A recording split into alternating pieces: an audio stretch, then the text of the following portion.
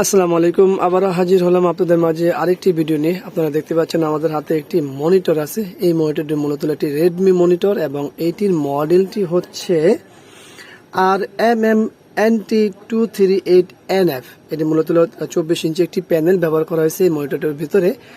আর এটার সমস্যা অলরেডি আপনারা দেখতেই পাচ্ছেন যে মূল সমস্যা হলো প্যানেলে, দেখতেই পাচ্ছেন। তো এটা আসলে সমাধান হয় কিনা সেটাও একটু দেখার বিষয়, এবং এখানে একটা সিগনেচার আছে সেটাও একটু ফলো রাখবেন। আর এই ভিডিওটির প্রথমেই বলে রাখি, ভিডিওটির মূল উদ্দেশ্য হলো যারা ইউজার আছেন, ব্যবহারকারী আছেন, তাদের উদ্দেশ্যে এই ভিডিওটি তৈরি করা, কোনো টেকনিশিয়ানের জন্য নয়। তো চলুন আমরা আসলে এই মনিটরটি খুলবো, দেখবো যে এর মধ্যে কি প্যানেল ব্যবহার করছে বা আদৌ সমাধান হয় কিনা সেটা দেখবো। তো চলুন। আর এখানে দেখতেই পাচ্ছেন আপনারা, এই হলো রেডমি লেখা, পাশাপাশি এখানে আছে কি এই একটি হলো জয়স্টিক সিস্টেমে পাওয়ার অন অফ মেনু এবং ডিসি পোর্ট, এবং এটা হলো HDMI, পাশাপাশি এই হলো BGA।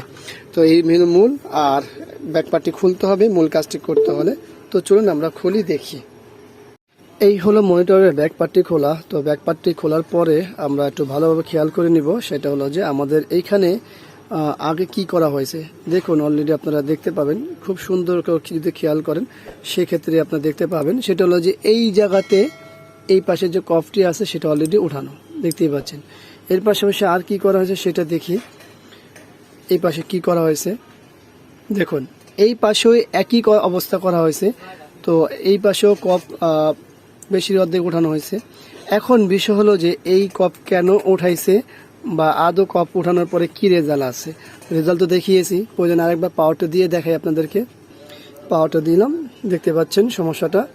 তো এটা কিছুক্ষণ পরে আবার অন্যরকম সমস্যা হয়ে যাবে, এই যে অলরেডি হচ্ছে। তো মূল সমস্যা হয়তো এইটাই প্যানেলের। তো আমরা এখন যে বিষয়টা নিয়ে আপনাদের সাথে খোলামেলা আলাপ করবো, সেটা হলো যে সবাই তো জানেন যে পিক্সেল ভোল্টেজগুলো দুই পাশ দিয়ে সাপ্লাই করা হয়। তো এখানে আমাদের কিন্তু মূলত যে পিক্সেল ভোল্টেজগুলো আছে সেটি সাপ্লাই করা হয়েছে এই আইসি থেকে। তো এই পাশে যে কপটি উঠানো হয়েছে, পাশাপাশি এই পাশেও কপটি উঠানো হয়েছে, যেটা কোনোভাবেই কাম্য নয়। কারণ হচ্ছে দুই পাশে আপনি যদি কপ উঠাই ফেলেন সেক্ষেত্রে আবার বন্ডিং করতে হবে এরপরে, কারণ কোন পাশে পিক্সেলে শর্ট আছে বা কোন পাশে কিভাবে করছে সেটি তো আপনার দেখতে হবে অন্যভাবে। এভাবে যদি আপনার কপ উঠাই ফেলা হয় সেক্ষেত্রে কি করণীয় আছে। তো আমি এখনও এটা কাজ করে যাওয়ার সম্ভাবনা আছে, কিন্তু এই পাশে কাজটা করতে গেলে, তো এখন বিষয়টা হলো যে এইভাবে কাজ করতে গেলে যেটা হয়, কারণ হচ্ছে আমি যেভাবে কাজ করতে যাবো এই কাজটি করলে এটা সম্ভাবনা থাকবে 80% যেটা বসে যাওয়ার। তো যে কাস্টমারের জিনিস তিনি বলতেছে এটা আগে রিপেয়ার করা হয়নি, এবং আমরা দেখতে পাচ্ছি এখানে কপ উঠানো, এবং তিনি বলছে যে এটা ঠিকভাবে চলে, সব কিছু ঠিক আছে। তো আসলে কাস্টমারের সাথে এবং আমাদের সাথে বনাবনি হয় না বিদায় আমি এই মনিটরটি ব্যাক করে দিব।